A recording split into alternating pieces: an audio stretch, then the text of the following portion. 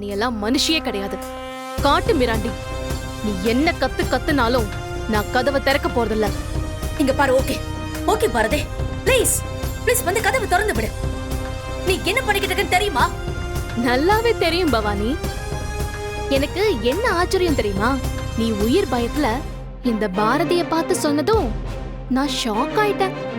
நீ என்னதான் கெஞ்சி கேட்டாலும் இனி உன்னை விடுறதா இல்ல பவானி. இதோட ஆதிக்கு உன்னால இருக்கிற எல்லா பிரச்சனையும் மொத்தமா முடிஞ்சு போயிடும். ஏய் ஏய் பாரதி, இது எல்லாமே தெரிஞ்சுதான் பண்றியா? ப்ளீஸ் பாரதி, நான் சொல்றதை கேளு. பாரதி, நீ பண்றது கொஞ்சம் கூட சரி கிடையாது.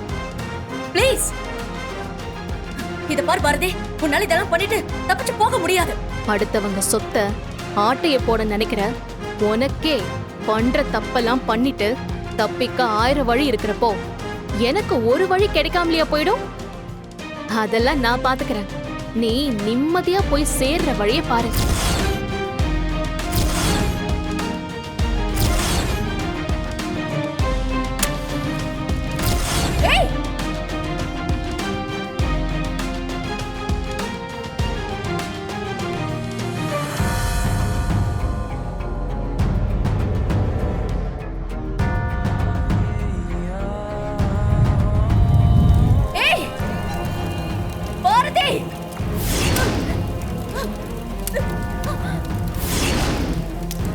TN10 BW 7497 இந்த காரோட ரெஜிஸ்டர் நம்பர் உங்களுது தானே?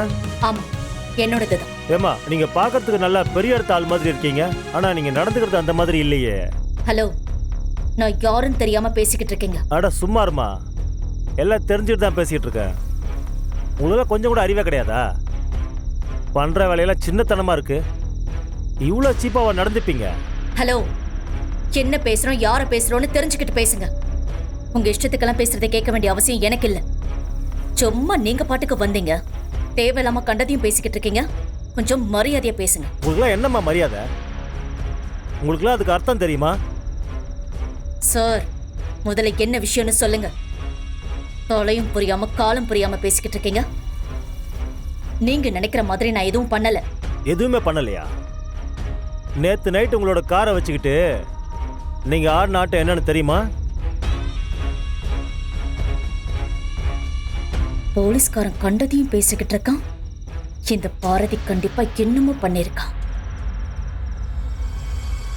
நீங்க என்ன சொல்றீங்க? எனக்கு ஒன்னும் புரியல.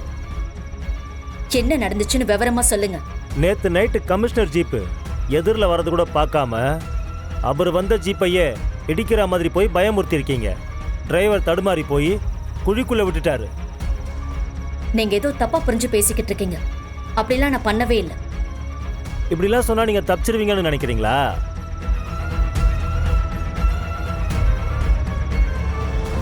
நேத்து நைட்டு கமிஷனர் ஜீப்பு எதிரில் வர்றதை கூட பார்க்காம அவர் வந்த ஜீப்பையே இடிக்கிற மாதிரி போய் பயமுறுத்தி இருக்கீங்க.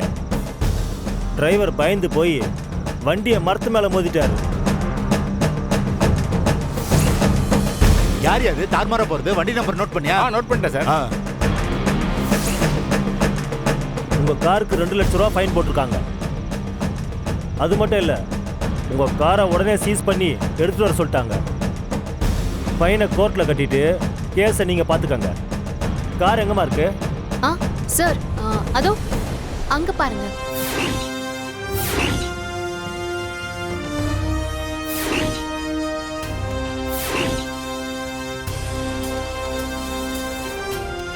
என்னம்மா இது? கார் எரிஞ்சு போய் கிடக்கு. போலீஸ்ல மாட்டிப்பேன்னு தெரிஞ்சு வேணும்னே நீங்களே காரை எரிச்சிருக்கீங்க. காரை இந்த மாதிரி எல்லாம் எரிக்க கூடாதுன்னு தெரியும்ல, அதுக்கு தனியா கேஸ் இருக்கு. முதல்ல வந்து இந்த ஃபைனை கட்டுங்க, இல்லைன்னா மொத்த போலீஸ் ஃபோர்ஸோட உங்களை வந்து அரெஸ்ட் பண்ணிட்டு போயிடுவோம். எங்க இருந்தா வந்து சேருதுங்களா தெரியலப்பா. தான் புடிங்க.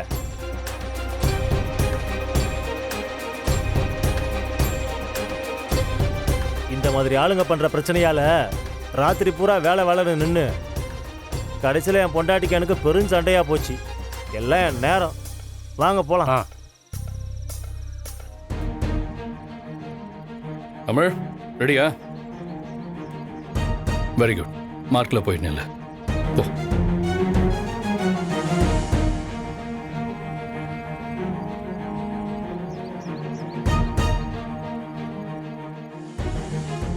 Stay down. Back.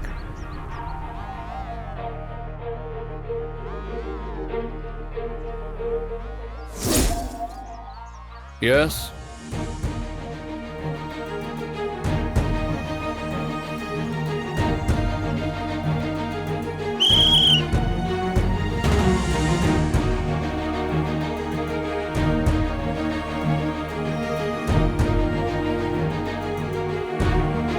Come on! Tamil, come on! Fast!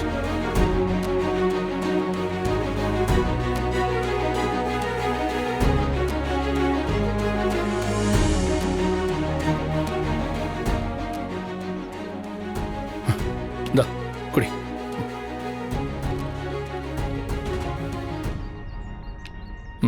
Okay. Good try, Tamil. நல்லா ஓடுற. ஆனா இது பத்தாது, இன்னும் வேகமா ஓடணும். ஓகே, உன்னால முடியும்.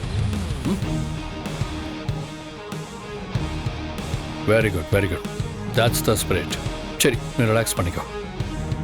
அவரோட ஜாதகத்துக்கு இன்னைக்கு மரண கண்டனம் வந்திருக்குமா?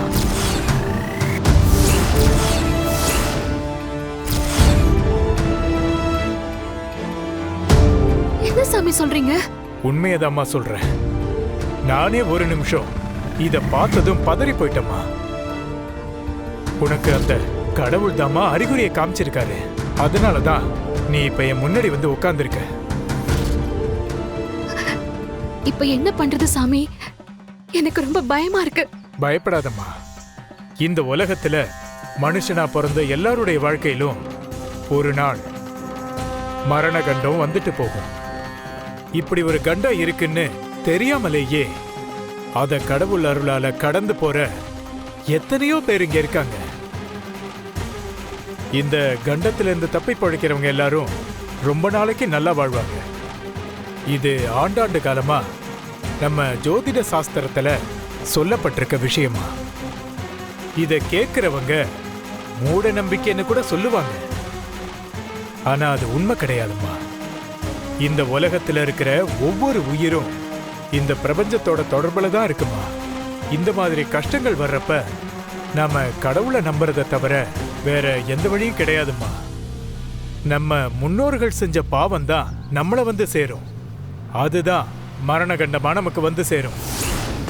இன்னைக்கு உன் புருஷனுக்கு மரண கண்டம் இருக்குன்னு இந்த ஜாதகம் அடிச்சு சொல்லுதுமா.